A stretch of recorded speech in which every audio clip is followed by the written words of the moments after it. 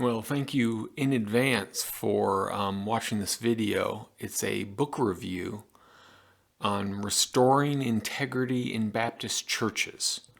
This ought to be an interesting read for anybody that's a Baptist. The great title, Restoring Integrity in Baptist Churches, caught my attention, and I had to read it, even though I wasn't familiar with the authors or the editors. It is a book I read in chunks each morning. The more I read, the more skeptical I became. Restoring Integrity in Baptist Churches, with editors Thomas White, Jason Duesing, and Malcolm Yarnell III, was published in 2008. Each chapter is an independent essay on membership, baptism, communion, church discipline, and the believer's priesthood. Together, the different essays challenge the move away from historical practices from the Baptist denomination, with warnings about the cause to effect that the current church suffers from. The presupposition of the premise is congregational church government demands regenerate church membership. That's the presupposition. Congregational church government, a church that votes, demands regenerate church members, believers. The overarching premise is that easy membership weakens the integrity of the local church by diminishing its value, increasing weak Christians, including weak Christians or non-Christians, into the membership, and thereby, through the democratic government of the Baptist congregations, empower the immature Christian and non-Christians to influence the church by their votes. As the book says, quote, American Christianity has long been a democratic, egalitarian, populist movement, and as such had generally accommodated popular culture, end quote. With increasingly faster baptisms and little or no baptism counseling, the church diminishes the symbolism and provides a false sense of salvation security. That caught me by. With non-believers among the members, the lost and the unrepentant sinner partakes of the Lord's Supper and confuse the communion of the brethren. With easy in and easy out and easy transferable membership, church discipline and godly accountability evaporates.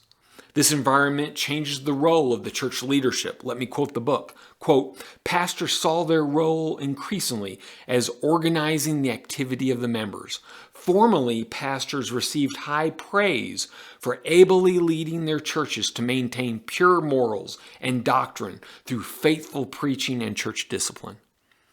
By the 1800s, pastors increasingly won praise instead for reducing their churches to effective systems of finance, missions giving, training, and labor, unquote. That's a terrifying quote, isn't it? If membership was tightened through membership classes, waiting for evaluation evidence and fruitfulness, the church can maintain a Christian, believer-only membership. The book seems to be solving a problem that I haven't heard of. I'm not aware of Baptist churches being taken over from the inside by non-believers. The essays are well written and well thought out, but rely mostly on dead Baptist theologians and writers. The essays don't try to defend their conclusions through Bible analysis. Where in the Bible is membership classes?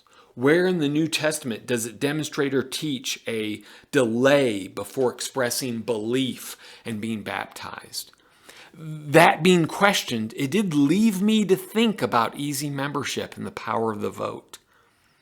Maybe it is prudent to hold membership classes with vision casting, testimony sharing, discipleship mentoring, and on, before the church empowers the newcomers with choosing the next pastor, volunteering, representing the church in the community, and discipling others.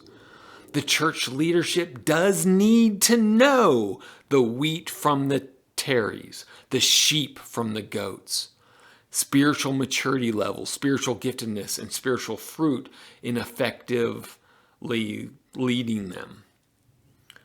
I see the value. I think we should have membership classes, and we should be doing this.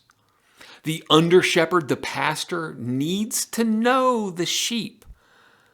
And membership class is a way to do that. The text's main principles are many. Let me highlight 5 of them.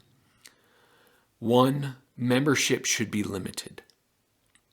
2, membership should be a slow process. 3, only after affirming a real repentance and true understanding of Jesus' gospel should someone be baptized. 4, the Lord's Supper communion is only for believers, and therefore the Lord's table must be selective.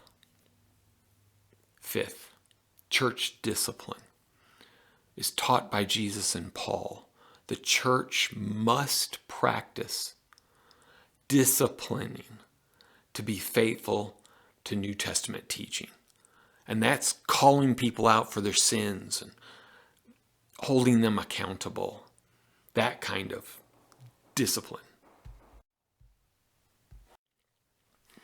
This book is well written and presents an interesting image of the church to compare the present church culture against.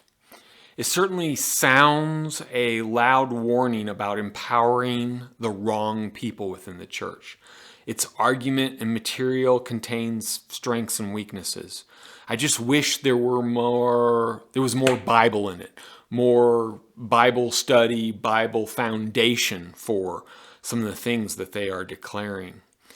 It's true, church leaders and empowered Baptist members should pause and reflect about the process of access, I guess. Overall, it was a worthwhile read, and I'm not sure most people should read it. I think the principles you could take away from all these essays I've highlighted. But if you're interested, please buy it and read it for yourself. It was a worthwhile experience for me.